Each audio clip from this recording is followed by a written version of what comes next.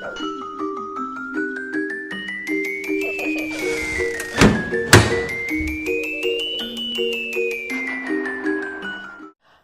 and welcome to an episode of Broke Ass Goth, where we teach you how to maintain dark aesthetics on a budget. Hey everyone, good morning, and as you can see, the color turned out really nice and saturated, really thick. Brush it out a little just so you can see how nice it is. She did a really good job. You can see where it didn't quite turn black, but I've gotten kind of fond of this really deep purple color that it does come out. And I'm sure if you had bleached your hair beforehand, like my wife was talking about the other day, and it was going on to a light base, you would get a more black. But for me, because I'm dyeing on top of other colors, you end up with more of a purple black. Purple blue black. And then the front, we've got that nice fuchsia-y pink color, that bloody pink color we were talking about the other day. So today I'm going to take a moment and show you guys how I do my hair. I'm kind of pressed for time right now because I have to go to work soon, but we're going to do what I typically do in a day just to let you see how that's done. So let's go ahead and get started. To do my hair on any given day, I don't really need anything that fancy. I have a curling iron. This is the Infinity Pro from Conair. This was actually a gift from my mother-in-law. That was almost $100.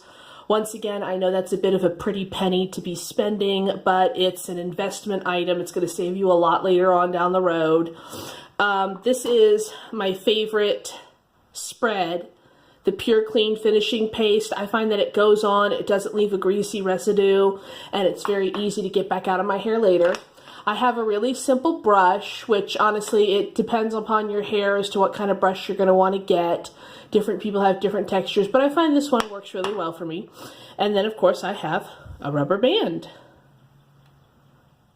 What I'm going to do is I'm going to separate my hair up into what I want curled and what I don't want curled. Now, sometimes I will brush all of my hair forward like this, and I will curl from the back and separate it up into layers. So like I will fold a layer back, I'll curl, I'll fold a layer back, I'll curl. And I might show you guys what that looks like at some point so you can see what it's like when I do my whole head. But right now, like I said, I'm a little pressed for time, so we're only going to do a portion of it. So first thing you want to do is you want to find your hair and you want to find where you want to curl versus where you don't want curled. Take what you want curled and get it brushed forward. My part's not going to be terribly even, so please don't like dock me points for that. Get what you want curled, which is going to be about this. Brush that forward, separate it, and then take what you don't want curled and brush it back. Then you're going to take your rubber band and make your ponytail. And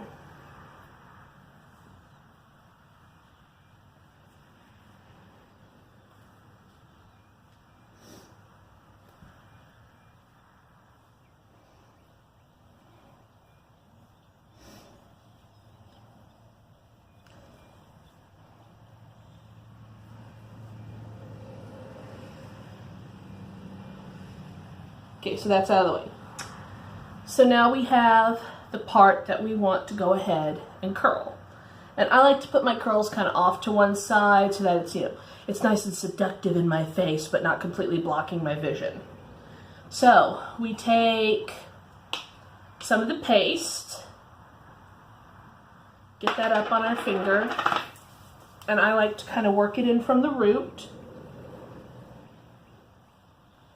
Work it in at the root and kind of spread it through the hair, up and down. You want it to be not heavily saturated, depending upon the hold you want. I find that just a dab will do you. Anything more than the size of about a nickel or a quarter is too much. So I just work that in, brush it in a little so that it's really coating it. There we go. And then you want to make sure that you have your settings right on your Conair. And it depends. Some people don't like high heat. Some people do. I like high heat right here and 12 seconds on the counter.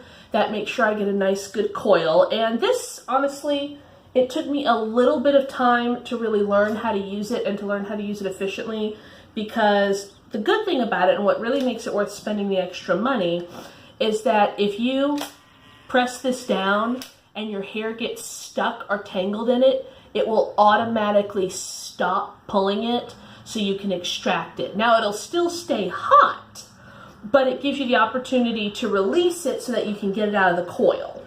So we're gonna go ahead and do this real quick.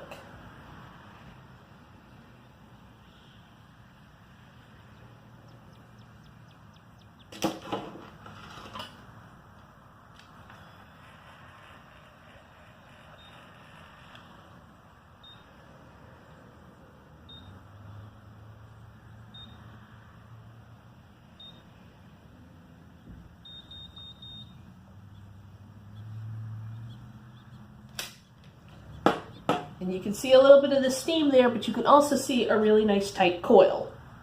And that's really nice and springy and bouncy.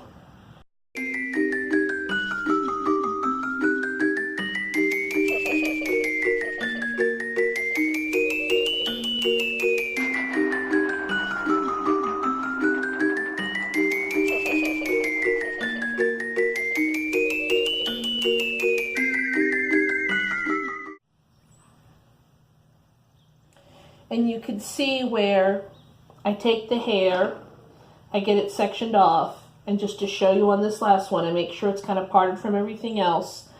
Try to move it out a little bit so there's no stray coils in there, no stray little flips of hair. And then I just twist it around my finger. Did you see that? I twist it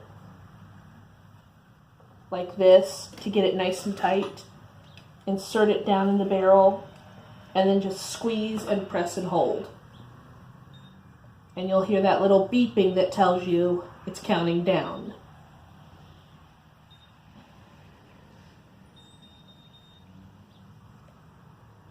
And then I let go. And there we have a nice bunch of coils. Now I know some of you probably like tighter coils. Me, not so much. I don't feel like the tight coils fit very well with my face. So I like to take them, and after they've set a second, I just give them a real quick, real gentle little brush, kind of fluff them up a bit, get them where I want them, adjust them in my hair a little bit, you know, just kind of figure out exactly where I want that to be. So there we have it. Nice, beautiful, thick curls.